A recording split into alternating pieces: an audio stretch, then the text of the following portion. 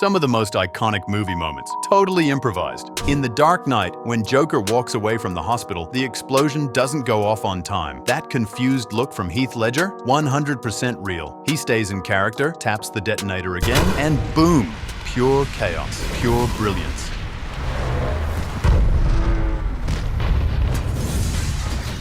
In The Lord of the Rings, Aragorn believes the hobbits are dead. Viggo Mortensen kicks a helmet and lets out a primal scream.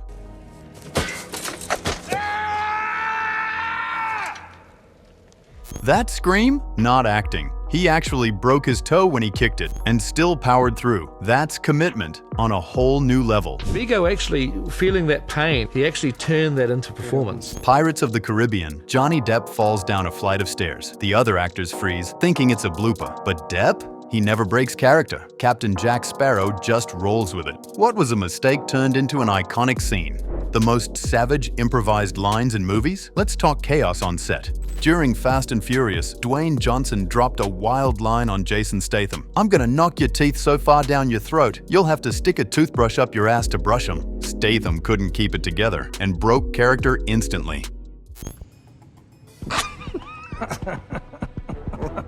Then there's X-Men, First Class. Hugh Jackman became the first to drop an F-bomb in the entire franchise. When Charles Xavier and Magneto approach him at a bar, Logan fires back, "Go F yourself." Totally unscripted and totally unforgettable.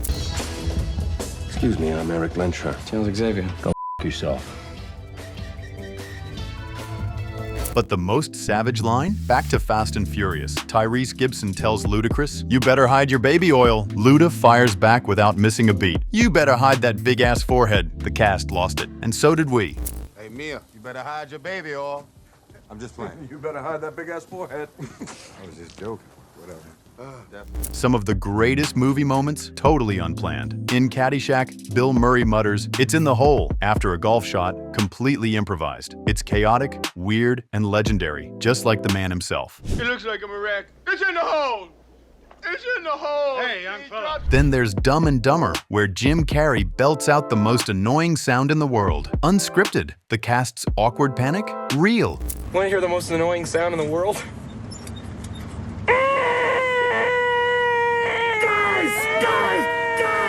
Cut to the 40-year-old virgin, where a back and forth between Seth Rogen and Paul Rudd gave us the legendary "You know how I know you're gay?" roast battle. Those burns kept flying. You know how I know you're gay? No. You like Coldplay. In Good Will Hunting, Robin Williams riffed about his wife farting in her sleep. That wasn't in the script. Matt Damon's laugh? Genuine. The cameraman even shook from laughing. Then there's Bill Paxton in Aliens screaming, "Game over, man!" 100% Paxton magic.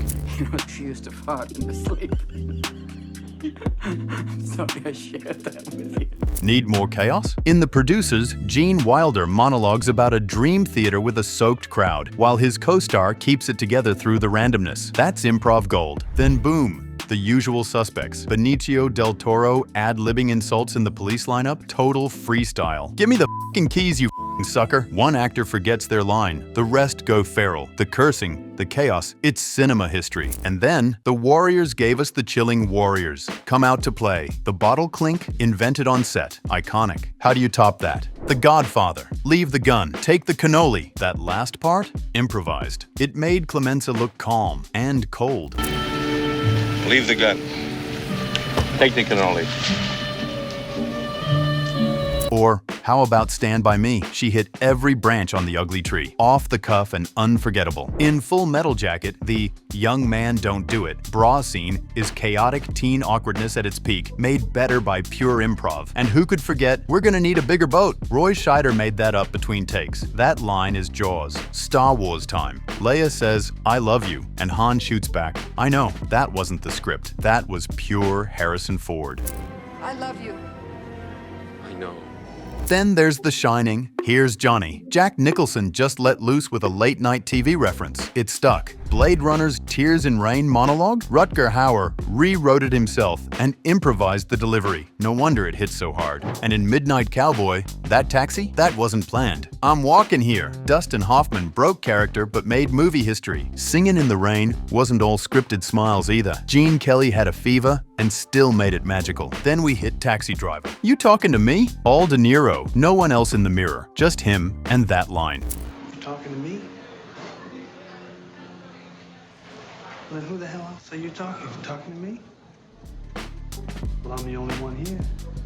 Then came Silence of the Lambs. That eerie fava beans and a nice Chianti line, mostly scripted, but that creepy slurping hiss, Hannibal's touch, total nightmare fuel. And finally, Buckle Up. Full Metal Jacket. R. Lee Ermey, an actual drill sergeant, improvised much of his brutal rant. Do you suck dicks, Private? That wasn't rehearsed, it was real heat. And that's why it hits like a gut punch even today. He ripped through the recruits. No filters, no cuts. The reach around line? That shocked even Kubrick. No surprise it's still quoted like gospel. That's the power of improv. It cuts deep and stays forever. De Niro, alone with a mirror and a gun, was told to improvise. What came out was a phrase that defined Travis Bickle's descent into madness. You talking to me? A moment so iconic, it's quoted to this day, and it was never in the script. Leonardo DiCaprio was feeling the energy on the bow of the ship, and James Cameron yelled for him to shout something, anything. "I'm the king of the world" came flying out. That spontaneous line went on to become one of the most quoted in cinema history. I'm the king of the world!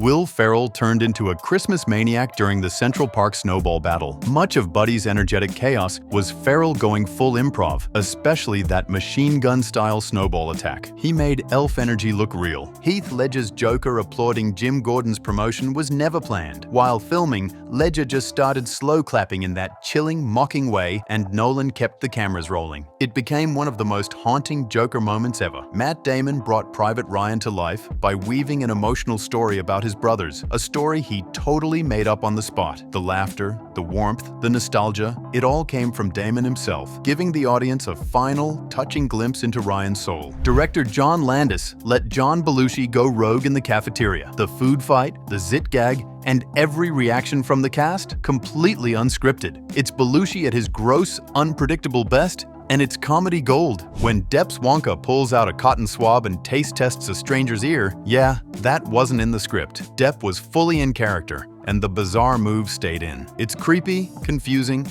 and pure Wonka weirdness. Joe Pesci's Funny How confrontation came straight from a real-life mob story. He improvised the entire exchange, catching Ray Liotta off guard. Scorsese let it play out naturally, and what followed was one of cinema's tensest moments. Richard Gere wasn't supposed to snap the jewelry box on Julia Roberts' hand, but he did. Her squeal of surprise and laughter? 100% real. Director Gary Marshall loved it so much, he kept it. That little moment became iconic. When Paul Newman's character eats 50 eggs, the slow clap that follows wasn't in the script. It was an organic reaction from the cast to what Newman actually did on set. It added raw emotion to a gritty moment of triumph.